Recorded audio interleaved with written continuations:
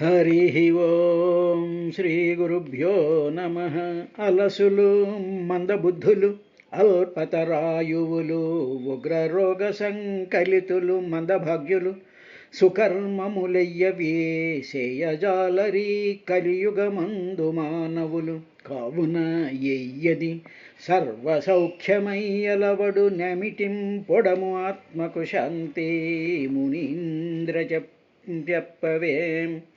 కలిదోష నివారణమై అలఘుయశుల్ ఒగడు నట్టి హరికథనము నిర్మలగతి కొరెడు పురుషుడు వెలయగనెంవాడు తగిలి వినడు మహాత్మా.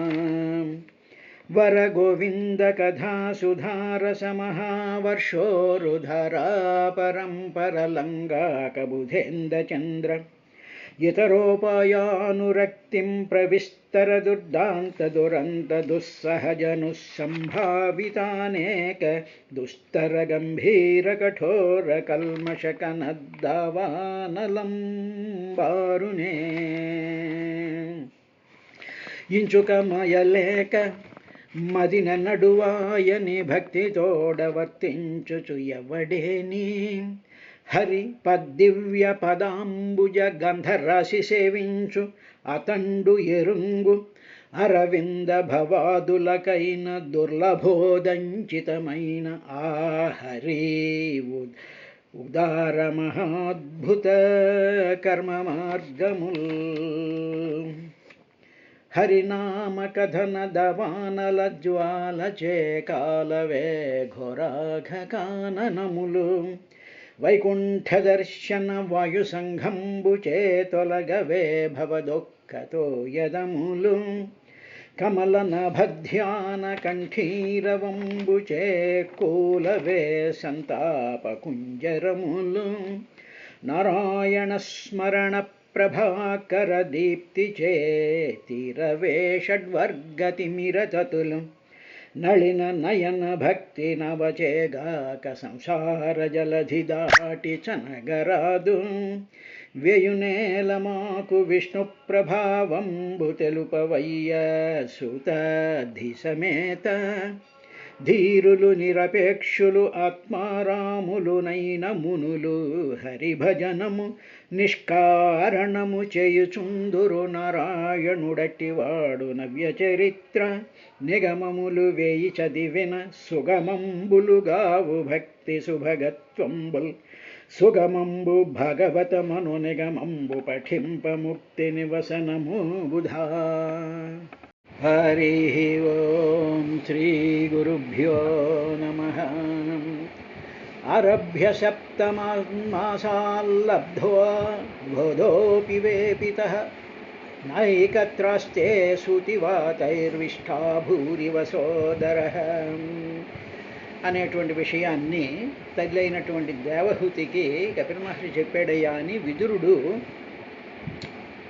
విదురుడికి మైత్రేయ మహర్షి గర్భంలో ఉండేటువంటి శిశువు ఏ విధంగా పెరుగుతాడు 10 మాసాల వరకు అనేటువంటి విషయాన్ని దాదాపుగా 10 శ్లోకాల్లో ఆయన చెప్పిన తర్వాత 7వ మాసంలో ఓ విదురా ఆ జీవుడికి స్మృతి కలుగుతుంది, అంటే జ్ఞాపకాలు కలుగుతాయి అనేటువంటి విషయాన్ని చెప్పాడు.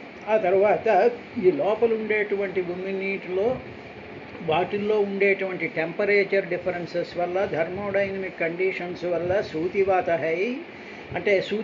అంటే ఆ ప్రసూతి వాయువుల యొక్క చలనం వల్ల వేపిత ఇటు అటు కదల్చబడుతూ స ఉదర ఆ ఉదరంలోనే ఏకత్ర న ఆస్తే ఒక చోట స్థిరంగా ఉండకుండా అలా కంటిన్యూస్గా ఈ will be moving in the గర్భం అనేటువంటి విషయాన్ని చెప్పిన తర్వాత తల్లి అయినటువంటి దేవహూతి కపిలుడి వైపుకి కొంచెం అనుమానంగా చూసింది.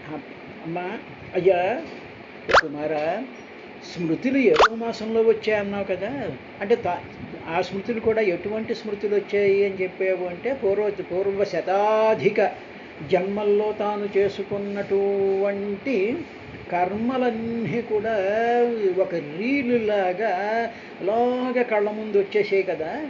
అంటే ఏమిటి? కర్మలు, ఆ చేసినటువంటి పాపపుణ్యాలు, ఆ లిస్ట్ అంతా వచ్చింది. ఇంకా ఏదైనా స్మృతి కలుగుతోందా?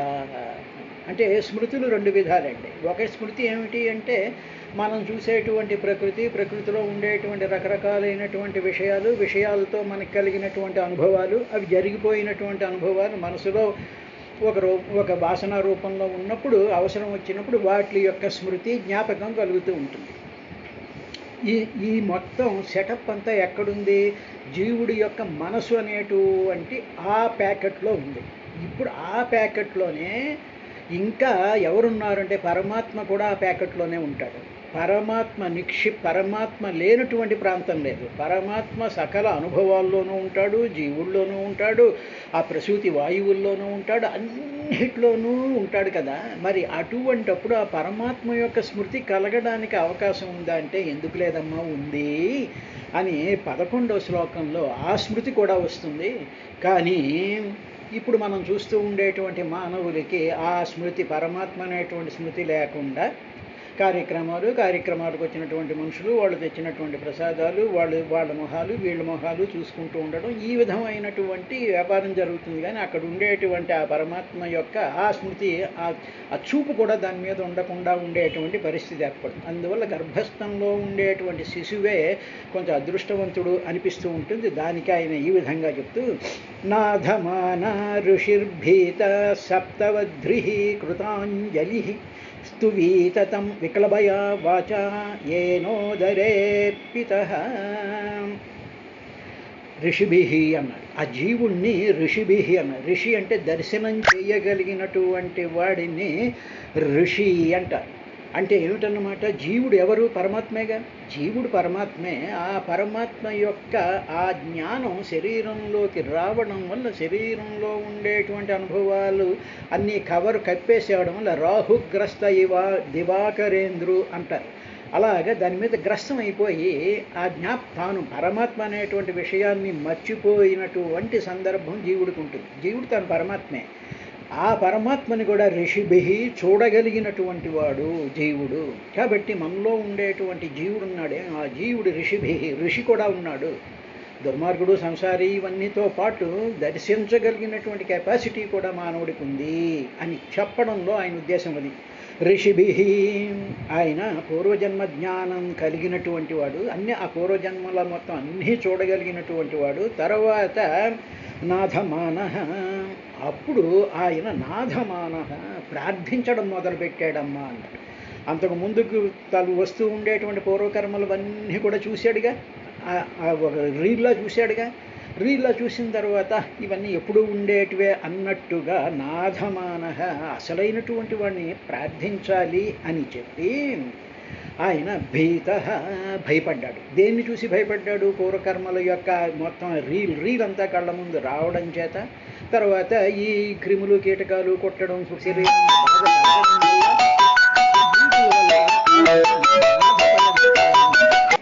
ఆ జీవుడు ఏం చేస్తాడు అంటే భయపడ్డాడు, వాటిని చూసి భయపడ్డాడు.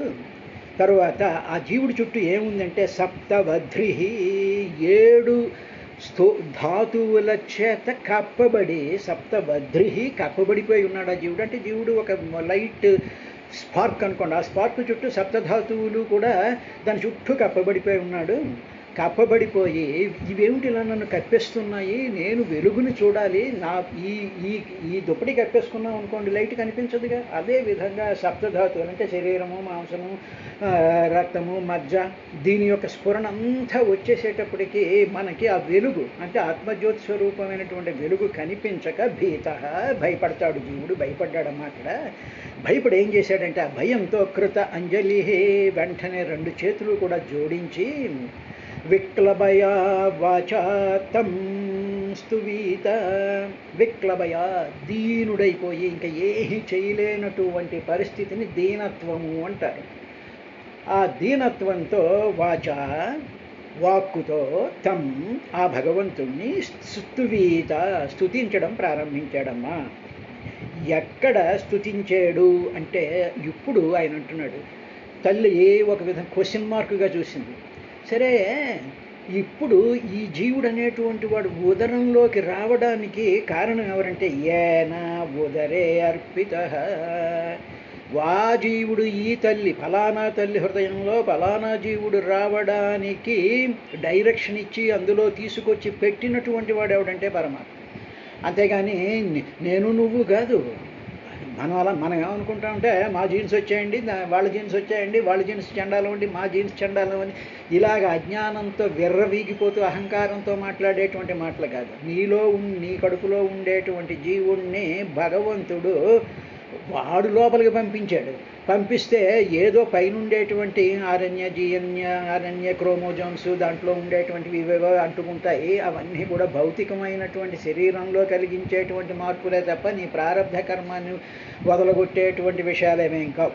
కాబట్టి ఏన ఉదరే అర్పిత, భగవంతుడి చేత ఈ తల్లి గర్భంలోకి సమర్పించబడినటువంటి ఆ జీవుడు ఋషిభి పూర్వజ్ఞాన స్మృతి అంతా కలుగుతూ ఉండగా భీత భయపడుతూ సప్తవద్రి చుట్టూ 7 ధాతువులతోనూ కప్పబడిపోయినటువంటి వాడు కృత అంజలి స్తువీత, 2 చేతులు జోడించి ఆయన ఉదరంలో ఉండి భగవంతుణ్ణి స్తుతించం ప్రారంభిస్తాడమ్మా అన్నాడు. అంటే మన అందరం కూడా ఈనాడు భూమి మీద పడినటువంటి సమస్త జీవులు కూడా ఆ ఉదరంలో తల్లి ఉదరంలో ఉన్నప్పుడు మనం అందరం కూడా ప్రార్థన చేశాం.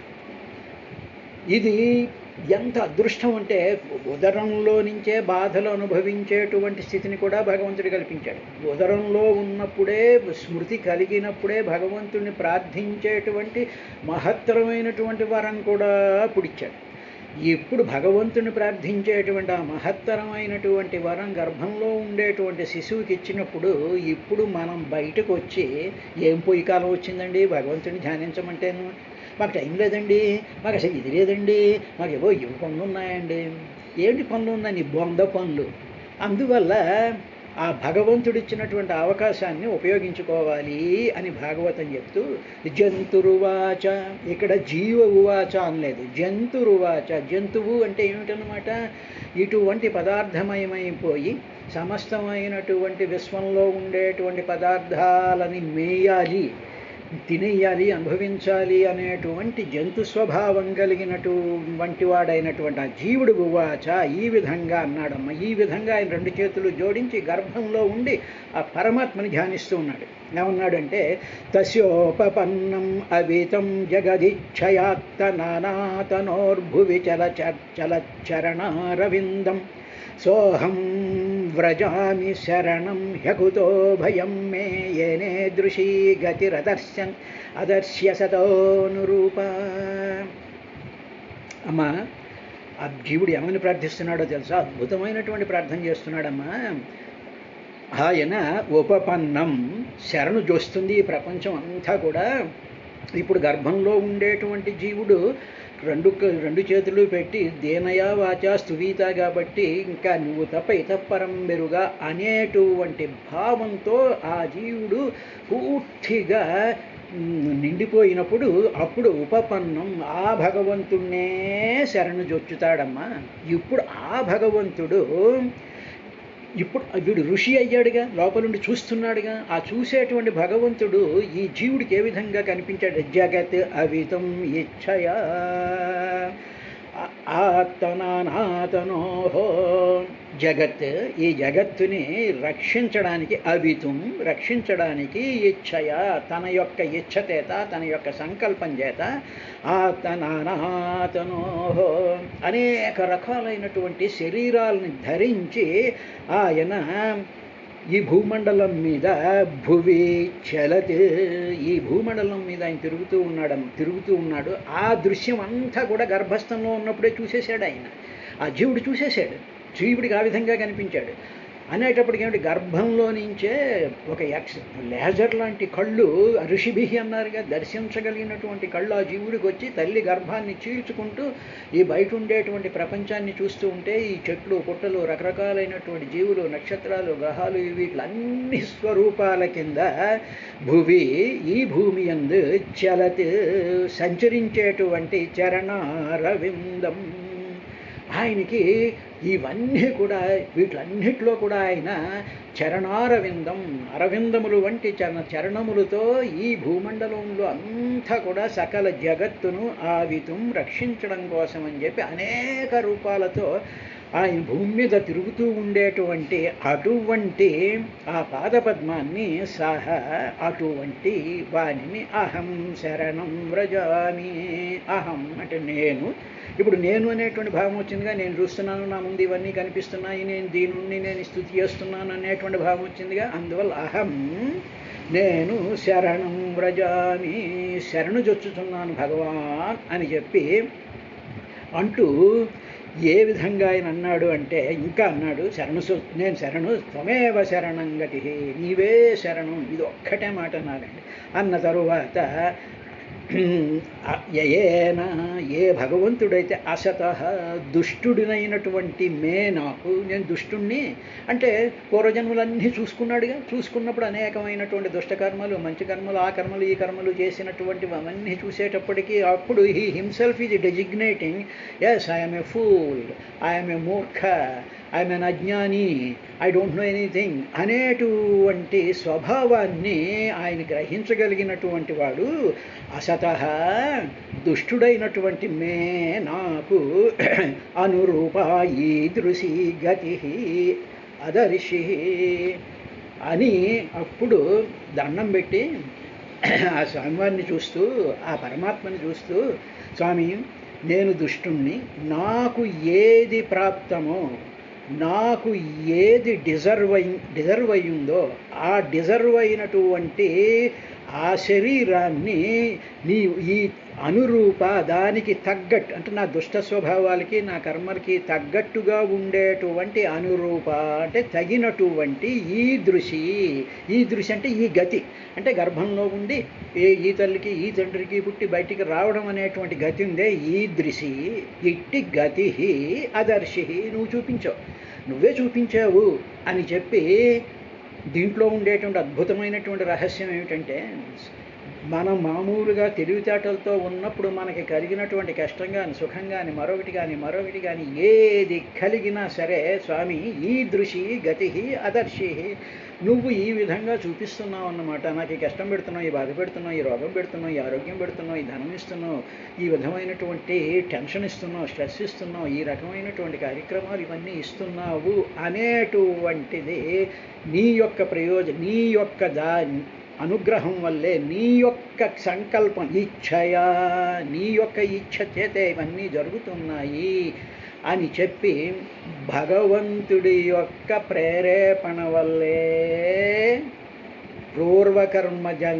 ప్రారబ్ధ కర్మానుసారం దైవ ప్రేరణ చేత ఏ తల్లి గర్భంలో ఏ తండ్రి గర్భంలో నుంచి వాడు పుట్టాలో అనేటువంటిది డిసైడింగ్ ఫ్యాక్టర్ ఎవరు అంటే భగవంతుడు. అటువంటి భగవంతుడిని శరణు జొచ్చుతున్నాను అన్నాడు. దీనినే ఉపదేశ సారంలో భగవాన్ రమణులు కర్తురాజ్ఞయా ప్రాప్యతే ఫలం కర్మ కిం ఫలం కర్మ తజ్జడం. కర్తురాజ్ఞయా ప్రాప్యతే ఫలం. కర్త ఎవరు? సమస్తానికి కర్త అయినటువంటి వాడు పరమాత్మ. ఆ కర్త యొక్క ఆజ్ఞ చేతే ప్రాప్యతే ఫలం, మొత్తం ఫలం వస్తుంది. అంటే ఈ జీవస్వరూపంలో, ఈ మనిషి స్వరూపంలో, ఈ తల్లి గర్భంలో, ఈ తండ్రి యొక్క దీనివల్ల ఆ సుఖదుఖాలు అనుభవించేటువంటి ఆ ఫలం అంతా కూడా ఎవరిచ్చారంటే కర్తురాజ్ఞయా ప్రాప్యతే ఫలం. 90% ఆ భగవంతుడి యొక్క ఆజ్ఞ చేతే జరుగుతోంది. కర్మ కిం ఫలం ఏమిటి? నేను ఆఖరి గుడికి వెళ్ళాను, 3 సార్లేమో హనుమాన్ చాలీసా చదివేశాను, ప్రసాదాలు పెట్టేశాను, వచ్చేసాను, వాళ్ళు వీళ్ళతో మాట్లాడేసాను, నాకు పుణ్యం వచ్చి. ఆ కర్మ అంతా ఏమిటంటే కర్మ తజ్జడం, అది జడం, దాంట్లో చైతన్యమే ఉండదు. దాంట్లో ఉండేటువంటి అహంకారం, ఒక రకమైన ఆర్భాటం, అతిశయం, ఇవన్నీ ఉంటాయి. అందువల్ల కర్మ కిం ఫలం, కర్మ ఏం ఫలం ఇస్తుంది? గుడ్డు ఏం ఇవ్వదు. కర్మ తజ్జడం. 2 విషయాలు చెప్పాడండి భగవాన్ రమణులు. కర్మ కిం ఫలం, కర్మ అది ఇవ్వదు. ఎవరిస్తారు ఫలం? కర్తురాజ్ఞయా ప్రాప్యతే ఫలం. ఎవరైతే ఫలాన్ని ఇచ్చేటువంటి కర్త ఉన్నాడో ఆ కర్తని నేను శరణు జొచ్చుతున్నాను. సోహం వ్రజామి శరణం. అలా ఉన్నప్పుడు హ్యకుతో భయం, నాకు భయం ఎందుకు స్వామి అని చెప్పి అభయాన్ని ఆయన ఆ లోపలుండేటువంటి జీవుడు, ఆ శరీరధారణ చేసినటువంటి జీవుడు ఆ విధంగా చేస్తున్నాడు. అందువల్ల మేము చాలా మంచి పనులు చాలా మంచి పనులు చేసేసాం, మేమేమో చాలా గొప్పగా పూజలు పునస్కారాలు చేసేస్తున్నాం, మేము ఓహా ఆహా అనేటువంటి ఉంటే అదంతా కూడా కర్మత జడం, అదంతా జడం. అది దానివల్ల ఏం ఉపయోగం లేదు. అలాంటి చెయ్యకూడదా అండి అంటే చెయ్యాలి. ఎలా చెయ్యాలి అంటే అక్కడ కూర్చున్నప్పుడు ఉండేటువంటి మనుషులు, వాళ్ళ మాటలు, వాళ్ళ ఫోటోలు, వాళ్ళతో కూర్చున్నటువంటి ఏకైకలు పక్కపక్కలు ఇవన్నీ మానేసేసి అక్కడ ఉండేటువంటి విగ్రహం మీద దృష్టి పెట్టి స్వయం జ్యోతి స్వరూపమైనటువంటి ఒక అనంతమైనటువంటి శక్తి, జ్ఞానం, సత్యం, అటువంటి ఒక మహత్తరమైనటువంటి తేజం అక్కడ ఉంది అని మనసులో భావన చేస్తూ కళ్ళు మూసుకుని అక్కడ కూర్చున్నటువంటి పావుగంటో అరగంటో ఉండాలి తప్ప వాడు వచ్చాడా వీడొచ్చాడా, వాడు నవ్వాడా వీడు నవ్వాడా, వాడు నా వైపు చూశాడా నన్ను పలకరించాడా, ఈ దరిద్రగొట్టు స్థితి అంతా ఉండకూడదు. ఎందుకు అంటే నువ్వు చేసినటువంటి కర్మకిం ఫలం కర్మ తజ్జడం. ఎప్పుడూ కూడా భగవంతుడి యొక్క ధర్మం చాలా కఠినంగా ఉంటుంది. ఏదో చెప్తున్నప్పుడు నేను ఏదో విమర్శిస్తున్నాను అని ప్రజలు అనుకుంటూ ఉంటారు. కాదండి, ఇది కాదు, ఇది విమర్శ కాదు. ఒక సత్యం చెప్పినప్పుడు సత్యం కటువుగా ఉంటుంది అనేటువంటి విషయాన్ని గ్రహించాలి. ఇది అయిన తర్వాత 13 ఇలాగా అయిన కపిల మహర్షి ఆ జీవుడు కడుపులో చేసేటువంటి ఆ స్తోత్రం ఉండే, ఆ స్తోత్రం 10 శ్లోకాలలో ఆయన చెప్పాడు. తర్వాత ఏం చెప్పాడంటే యస్త్వత్ర బద్ధ ఇవ కర్మభిరావృతాత్మా భూతేంద్రియాశయ మయీమవలంబ్యమాయాం ఆస్తే విశుద్ధం అవికారం అఖండబోధం ఆత్మ మాతప్యమాన హృదయే వసితం నమామి. అమ్మా, ఆ జీవుడు ఇంకా ఏమంటాడో తెలుసా? ఆ జీవుడికి ఉన్నటువంటి నాలెడ్జి ఈ శరీరధారణ చేసినటువంటి భూమి మీద పడినటువంటి ఏ మూర్ఖుడికి ఏ వాడికి కూడా ఉండదమ్మా. ఉంది అని వీడు అనుకుంటాడు కానీ వాడికి ఉండదు. ఆ జీవ పదార్థం కింద కడుపులో ఉన్నప్పుడు ఆ పరమాత్మ యొక్క దర్శనాన్ని గ్రహించగలిగేటువంటి ఆ స్మృతి భగవంతుడు వాడికి అనుగ్రహించడం వల్ల వాడు అసలైనటువంటి తత్వాన్ని చెప్తున్నాడమ్మా. ఇక్కడ జాగ్రత్తగా విను. భూత ఇంద్రియ ఆశమయీ.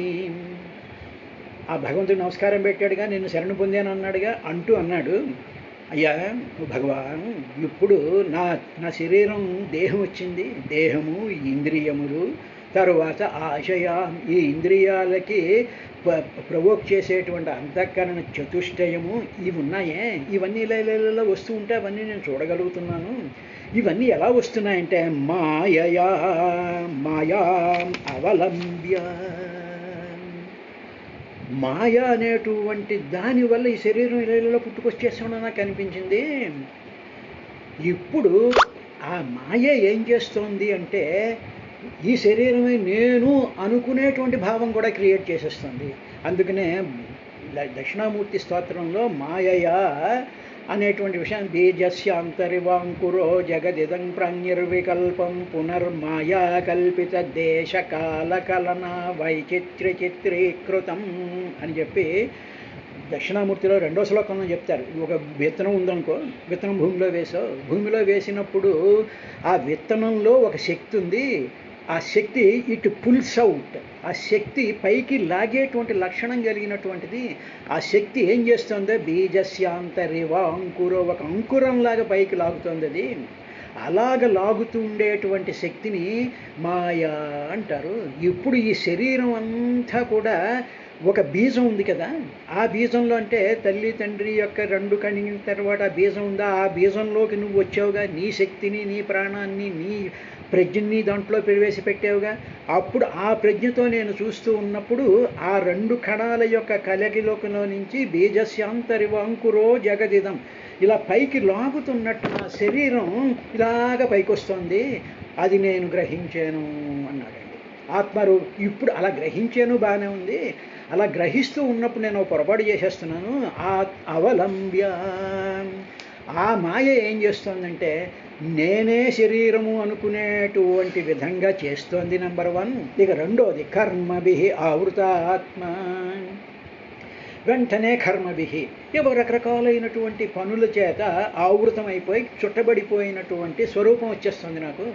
అంటే ఏమిటి, నువ్వు నా శరీరాన్ని పైకి లాగుతూ ఉండేటువంటి మాయాశక్తి కనిపించినటువంటి మాయాశక్తి తను పని చేసుకుని వెళ్ళిపోకుండా ఏం చేస్తుంది, ఒరే ఈ శరీరం నీది అనేసి ఓ జలకాయ కొట్టేసి వెళ్ళిపోయింది.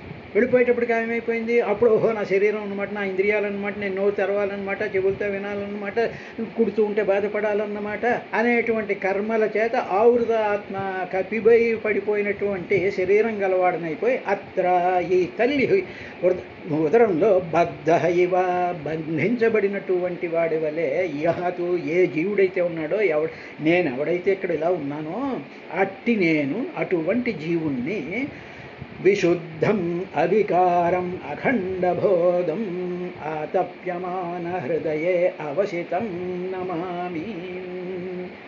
విశుద్ధం ఏ విధమైనటువంటి దోషము లేనటువంటి పరిపూర్ణమైన సత్యం జ్ఞానం అనంతం బ్రహ్మ నిత్యశుద్ధ బుద్ధ ముక్త బుద్ధ నిత్యశుద్ధ విశుద్ధం అన్నమాట. ఏ దోషము లేనటువంటి పరిపూర్ణమైనటువంటి స్ఫటికలింగంలాగా తేజోవంతంగా మెలిగిపోతున్నటువంటి అవికారం ఏ వికారాలు లేనటువంటి అఖండబోధం జ్ఞానస్వరూపమైనటువంటి ఆతప్యమాన అటువంటి స్వరూపం కింద నువ్వు నా స్వామి కనిపించావు. అటువంటి నిన్ను ఆతప్యమాన హృదయే అవసితం నమామి.